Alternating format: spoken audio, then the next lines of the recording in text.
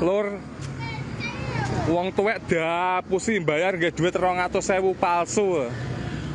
Wong tuwek ngene lho dapusi bayar nggih duit. Seorang nenek 77 tahun menjadi korban penipuan uang palsu di sekitar SPBU Bangsri, Kecamatan Glegok, Kabupaten Blitar, Jawa Timur. Pelaku membeli kerupuk yang dijajakan korban senilai Rp20.000. Setelah transaksi, pelaku meminta tukar 2 lembar uang Rp100.000 dengan uang pecahan korban. Namun naas, uang itu ternyata palsu. Uang receh hasil jerih payah sang nenek yang selama ini dikumpulkan untuk hari raya pun raib digondol pelaku. Pembeli dengan menggunakan uang pecahan Rp100.000 sebanyak 2 lembar.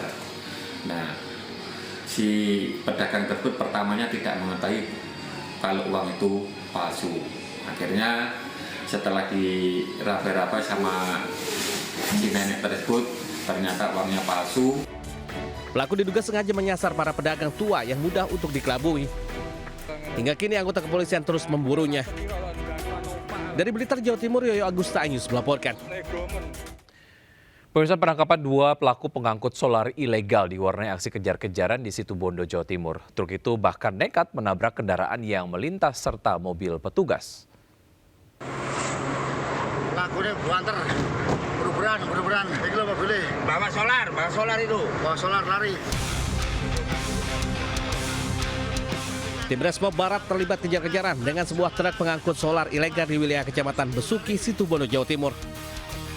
Dalam pelariannya, pelaku melakukan perlawanan dengan cara menabrak mobil petugas dan beberapa kendaraan lain yang melintas. Anggota Polsek Banjuk Lugur yang mendapat informasi dari anggota Resmob turut melakukan pengadangan. Pelarian pelaku akhirnya terhenti setelah menabrak pagar salah satu rumah milik warga setempat. Masa yang geram melihat aksi pelaku sempat mengepung dan menghakiminya hingga akhirnya diserahkan ke polisi.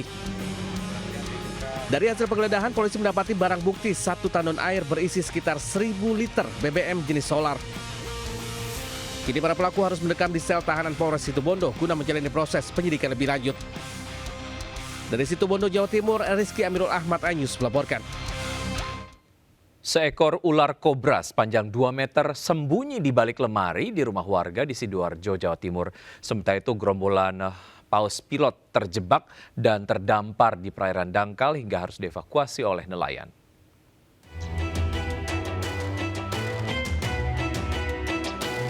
Diduga berburu makanan, seekor ular kobra masuk dalam rumah warga di kawasan Desa Durung Beduk, Candi, Sidoarjo, Jawa Timur.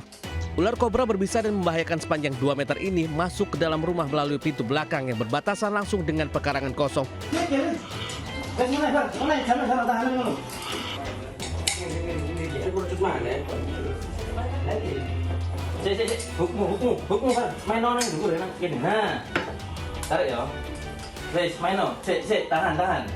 Tahan.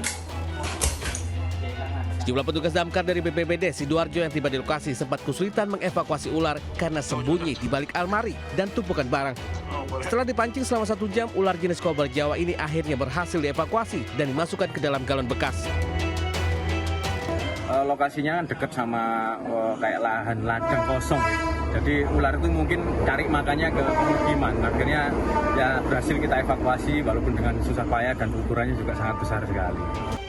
Oleh petugas, ular kobra Jawa dibawa ke pos damkar Sidoarjo untuk kemudian diserahkan ke BKSDA Jatim di Juanda, Sidoarjo.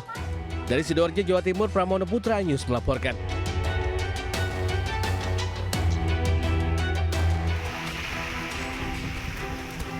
Warga dihebohkan usai terdamparnya gerombolan paus pilot terdampar di perairan dangkal di pantai Desa Fuafuni, Kecamatan Rote Barat Daya, Kabupaten Rotendao, Nusa Tenggara Timur.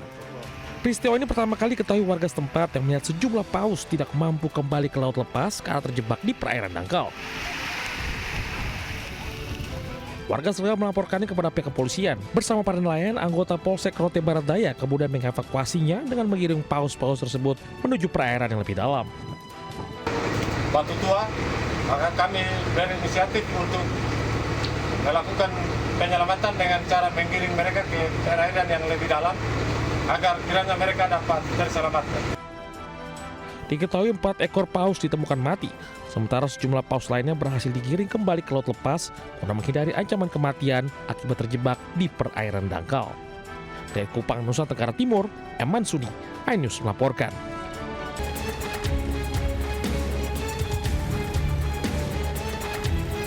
Sebuah truk trailer pengangkut alat berat tersangkut rel di jalan perlintasan langsung Oronggowarsito Semarang antara stasiun Alas Tua Stasiun Semarang Tawang.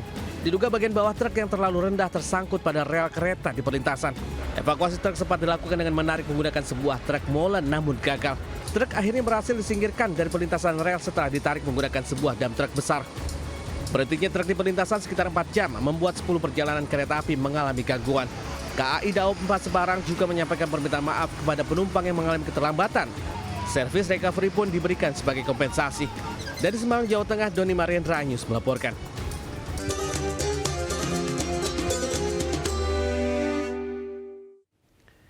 Ya, pemirsa, Masjid Istiqlal Jakarta membuka kegiatan iktikaf untuk masyarakat pada 10 hari terakhir Ramadan 1447 Hijriah. Kegiatan ini tidak dipungut biaya alias gratis.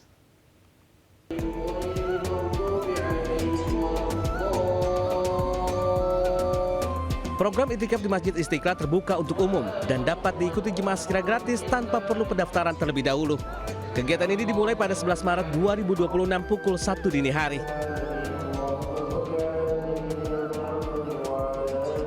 Sejak tadi malam, jemaah diperbolehkan bermalam di area masjid sebagai persiapan mengikuti rangkaian ibadah pada malam hari. Iktikaf menjadi salah satu ibadah yang banyak dilakukan umat muslim pada 10 hari terakhir Ramadan. Berbagai kegiatan ibadah selama pelaksanaan iktikaf mulai dari pembacaan Al-Quran, tausiah, hingga rangkaian sholat malam. Di Masjid Istiqlal, para jamaah diminta mengikuti imbauan pengelola agar ibadah berjalan khusyuk dan tertib. Tim Liputan iNews melaporkan.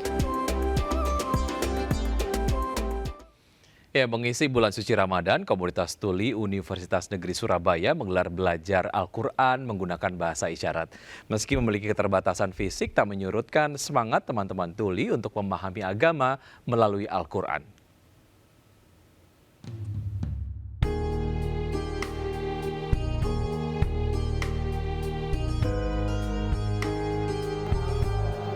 Puluhan disabilitas yang tergabung dalam komunitas tuli Universitas Negeri Surabaya, UNESA, antusias mengikuti pembelajaran membaca Al-Quran dengan bahasa isyarat di Masjid Baitul Makmur UNESA.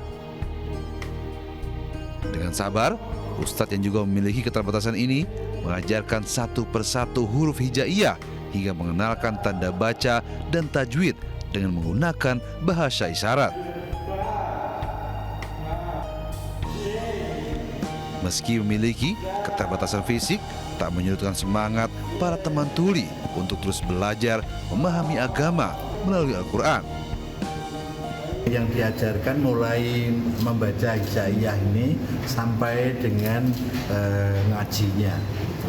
Jadi kalau kita baca tulisnya isyarat untuk hijaiyah, setelah itu baru diterapkan membaca Al-Quran dimulai dengan surat-surat pendek yang dengan menggunakan isyarat.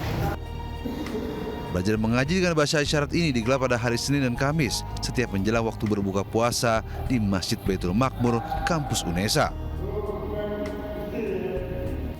Dari Surabaya, Jawa Timur, Heri Tambayong melaporkan. Ya, informasi tadi sekaligus mengakhiri Lintas iNews siang. Hari ini saya Wiki Adrian undur diri. Terima kasih, sampai jumpa. Wassalamualaikum warahmatullahi wabarakatuh.